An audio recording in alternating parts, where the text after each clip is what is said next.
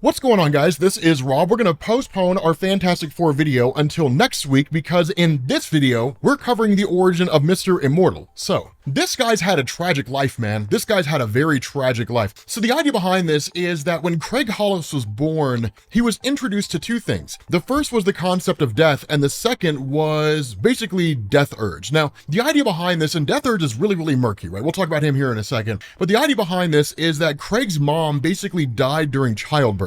And so that's why he's sort of introduced to death by way of his mom basically passing on, as well as the concept or the being named death urge. Now, again, one of the things he talks about is that as a baby, he didn't fully understand everything that's going on. It's a little weird because he recalls more than a baby normally would. But death urge is a very, very murky character, right? A very mysterious character in Marvel Comics. It's one of these things that Marvel introduced as a way to sort of justify the purpose of death or how death works in Marvel Comics more than anything else. But the idea behind this is that death urge is what you might refer to as the Grim Reaper, in the sense that when a person dies, death urge appears and death urge whisks that person away to basically the afterlife, the realm of Mistress Death, something along those lines. And of course, that's where death urge takes the mom of Craig Hollis. But it was one of those circumstances where because death urge was present, Craig would just never die. And so like literally there'd be instances where like they're doing patty cake in the street, or like he's in a tree during an electric storm and like he just never dies. And so Marvel never really gives us a concrete answer. Marvel never really defines if Craig always survived these experiences because it's his power to basically push death urge away so death urge can never actually take him, or if it's simply that death urge kept him out of situations where he would die, like he protected him from death. Because that's one of the things to remember,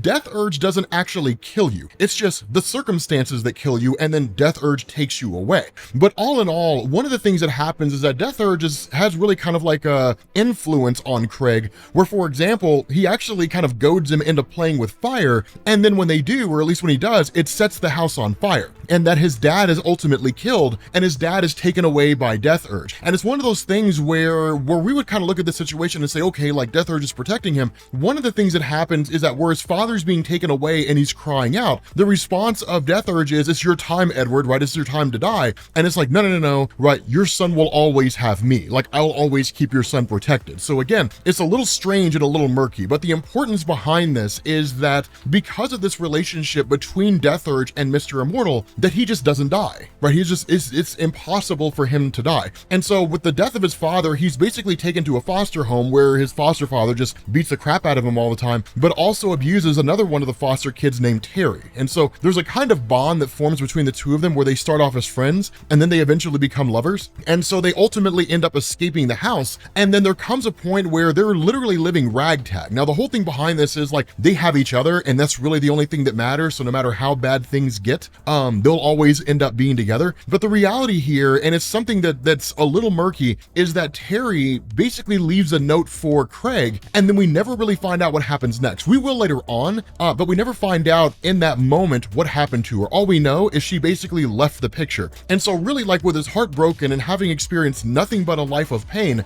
Craig goes to kill himself, right? Like jumps off a building and goes to do himself in, smashes into the ground, and then gets up, right? And literally just heals. And so it's one of those things where like literally this life he lives is one of just torment and pain, and all he wants to do is end it. So there's a point where he blows himself up with dynamite, he tries to drown himself, he drinks bleach, like he does all kinds of things, but every single time he always survives and he always heals. He never actually dies. And so as a result of that, he comes to this realization that this idea of his life being one of torment is really just in his head, because he comes to this revelation, okay, if I can never really die, then basically I can be a superhero, right? Like, I mean, sure, I can't like fly and I don't have super strength or anything along those lines, but there's got to be somewhere in the superhero community that I can fit into. So he ends up crafting a name for himself called Mr. Immortal. It makes perfect sense. And on his first outing, he basically tries to stop these guys wearing Spider-Man masks who are robbing a jewelry store. And as soon as he shows up, they shoot him in the face and like he dies.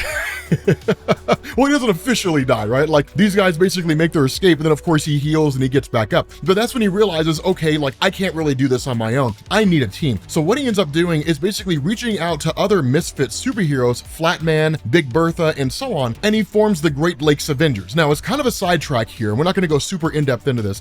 When it came to the Avengers teams in Marvel Comics, you do have like the main Avengers and different variations of it. So you've got the Avengers, and then you had the new Avengers team that was formed when the original Avengers team team disbanded during Avengers Disassembled. And then after New Avengers, you had the Mighty Avengers, and you had like all kinds of teams, the Young Avengers and so on and so forth. The Great Lakes Avengers are, those are like the cast-offs, right? The island of misfit toys, the kids that just don't fit in anywhere, right? That's the Great Lakes Avengers. And it was always just kind of a goofy team, right? It was never a serious comic. It was like, if you could take the concept of Deadpool and turn him into an Avengers team, it's the Great Lakes Avengers, basically what it is, even though Deadpool I don't think was ever really on the team, although I think he did team up with them a few times. But the thing about this is that him being on the team is kind of funny, because one of the things that happened is they ended up getting a member called Leatherboy, who of course has no powers, and basically Leatherboy thought that it was just kind of like a BDSM thing, right? They were getting together for that kind of stuff. But ultimately the team had outings, and they do have their own comic lines that have been going on for years leading up to this particular story, and they were okay, right? Depending on what your thing is and what kind of stuff you like. But the kicker about all this is that for Craig himself, one of the revelations that we end up learning is that the team ends up going against a villain by the name of Maelstrom. Now, Maelstrom was a pretty significant villain. This guy was hugely powerful. This guy was like an Avengers level threat, right? Like a world level threat. He was really capable. But basically Death Urge, where he hadn't appeared for quite some time, which again seems to point to the idea that Craig's powers are tied less to Death Urge keeping him protected and tied more to the fact that he literally just can't die, which is why Death Urge seemed to have an interest in him. That what it does is it leads to Death Urge reappearing here. And that's when you kind of get this revelation that what Craig had thought had happened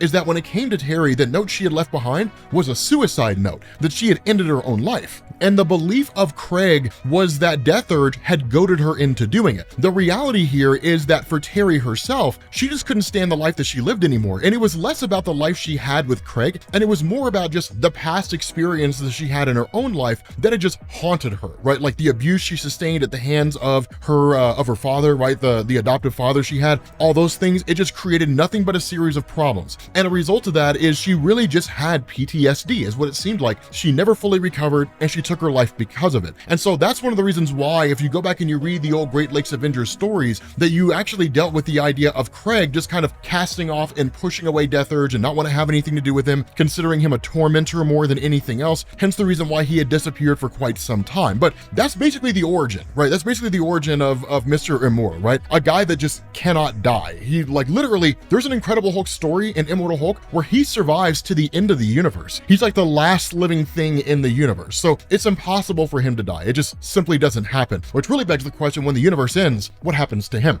But with that being said, guys, we're going to bring this video to an end. Thank you all for watching, and I will catch you all later. Peace.